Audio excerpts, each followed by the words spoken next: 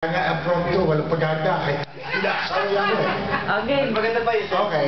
Gaya nga ng nakita ko kanina kay Caro, may nilalagay pang ballpen, walang paghahanda. Kaya nga, nagsulat ako kanina dahil alam kong tatawagin eh. So, Wala na paghahanda. eto na, ang paghahandang bigla sa lubong. Halika! Ang sabi ng di kuryenteng mensahe. Mga letra at numero, hinusgahan ko dahil sa kawalan ng laman at pulso.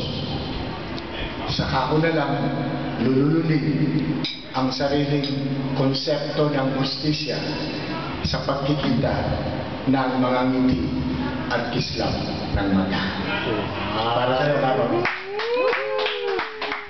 Ano? Salubong! Ang